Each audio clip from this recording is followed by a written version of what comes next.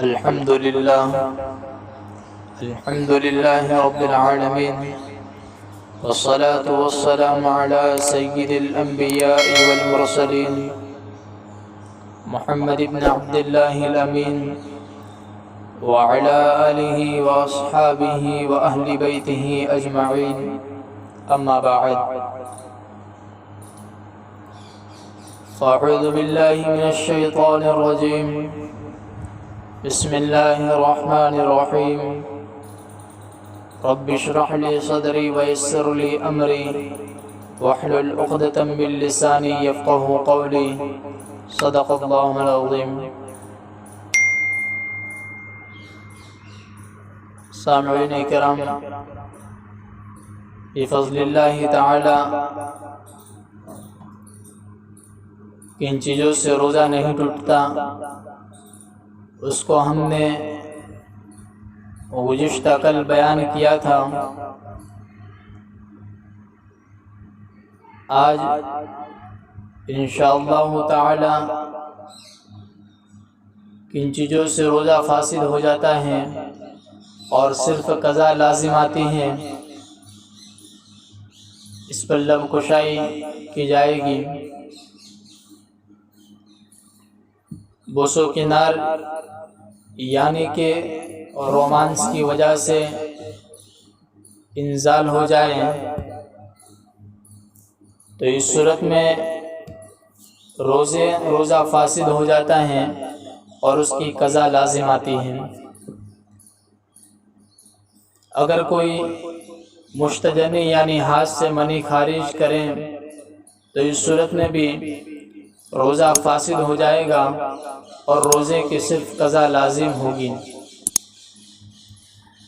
بیڑی، سگریٹ اور حقہ پینا روزے کو فاسد کر دیتا ہے، کیونکہ ان چیزوں سے دھواں حلق میں چلا جاتا ہے اور جان بوجھ کر کسی بھی چیز یعنی لوبان وغیرہ کا دھواں داخل کرنے سے روزہ فاسد ہو جاتا ہے۔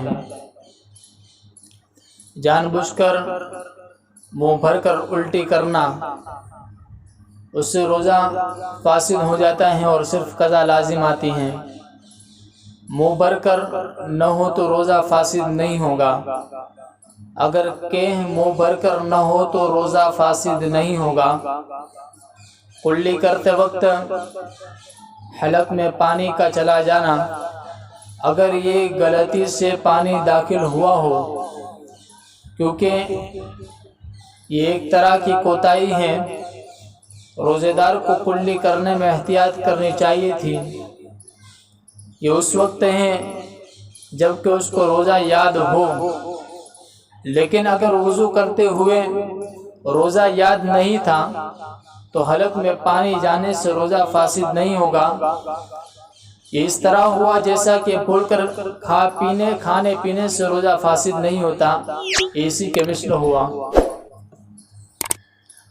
کوئی ایسی چیز نگل جانا جو عام طور پر کھائی نہیں جاتی، جیسے لکڑی، لوہا اور کچے گیہوں کا دانہ، تو اس سے بھی روزے کی قضا لازم آئے گی، کفارہ لازم نہیں ہوگا، روزہ فاسد ہو جائے گا۔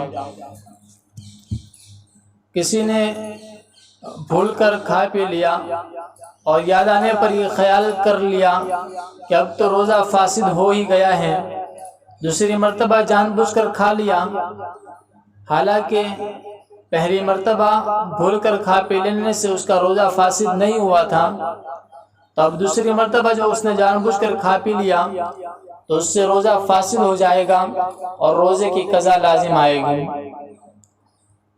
رات سمجھ کر صبح صادق کے بعد سحری کھا لی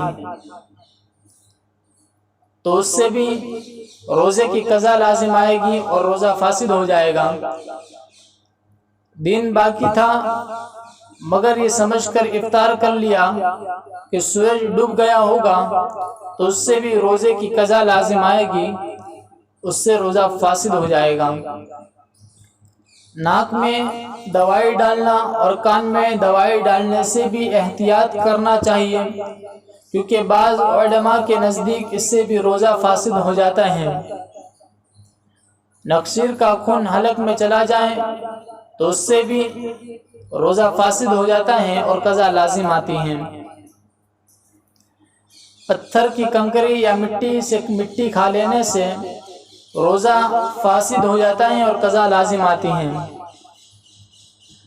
کسی بیماری پر یا کسی بیماری کی وجہ سے عورت کی شرمگاہ میں دوائی ڈالی جائے تو فوراً روزہ فاسد ہو جاتا ہے اور اس سے بھی قضا لازم آتی ہے، کفارہ لازم نہیں آتا۔ روزے میں پیٹ کی انیما لینا، انیما کہتے ہیں پیٹ کی صفائی کے لیے ایک طرح کی دوائی دی جاتی ہیں، اس کو انیما کہا جاتا ہے۔ اگر روزے کی حالت میں انیما لیا جائے تو اس سے بھی روزہ فاسد ہو جاتا ہے، قضا لازم آتی ہے، کفارہ لازم نہیں آتا۔ اب کن چیزوں سے روزہ فاسد ہو جاتا ہے، قضا اور کفارہ دونوں لازم آتے ہیں؟ تو روزہ یاد ہونے کی صورت میں اگر کوئی مکلف شخص جس پر روزہ فرض ہے رمضان کے روزے میں جان بوجھ کر کوئی دل پسند غذا یا نفع پہنچانے والی دوا کھا پی کر یا صحبت کر کے روزہ فاسد کر دے تو اس پر قضا اور کفارہ دونوں لازم ہوتے ہیں۔ دوبارہ سنیں، روزہ یاد ہونے کی صورت میں اگر کوئی مکلف شخص جس پر روزہ فرض ہے رمضان کے روزے میں جان بوجھ کر کوئی دل پسند غذا یا نفع پہنچانے والی دوا کھا پی کر یا صحبت کر کے روزہ فاسد کر دیں تو اس پر قضا اور کفارہ دونوں لازم ہوتے ہیں۔ اب روزہ نہ رکھنے کی اجازت کس کو ہے؟ تو بہت زیادہ بیمار اور بہت زیادہ بوڑھے کو، جس کو بیماری بڑھ جانے یا زیادہ کمزور ہو جانے کا خطرہ ہو، تو ایسے شخص کو روزہ نہ رکھنے کی اجازت ہے، بعد میں قضا کر لیں۔ اگر اتنا بوڑھا ہو یا ایسا بیمار ہو کہ ٹھیک ہونے کی امید نہ ہو تو پھر ہر روزے کے بدلے میں ایک مسکین کو کھانا کھلائے یا پھر 1.25 کلو گیہوں کسی زکوٰۃ کے حقدار کو دے دے، اسی کو فدیہ کہتے ہیں۔ اسی طرح مسافر کو جو 78 کلومیٹر یا اس سے زائد کا سفر کر رہا ہو روزہ نہ رکھنے کی اجازت ہے، لیکن سفر کی حالت میں پریشانی نہ ہو تو افضل یہ ہے کہ روزہ رکھ لیں، اور اگر خود کو یا ساتھیوں کو پریشانی ہو تو پھر روزہ نہ رکھنا ہی مناسب ہے۔ اگر روزے کی حالت میں سفر شروع کیا ہو تو سفر کی حالت میں روزہ پورا کرنا ضروری ہے۔ حاملہ عورت یا دودھ پلانے والی عورت کو اپنی صحت یا بچے کی صحت خراب ہونے کا خطرہ ہو تو ایسی عورت کو روزہ نہ رکھنے کی اجازت ہے، البتہ بعد میں ان روزوں کی قضا کریں۔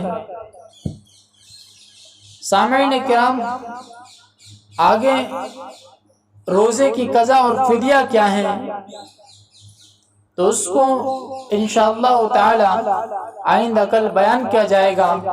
اللہ تبارک و تعالی سے دعا ہے کہ اللہ تبارک و تعالی کہنے سننے سے زیادہ عمل کی توفیق عطا فرمائے۔ وآخر دعوانا ان الحمد للہ رب العالمین۔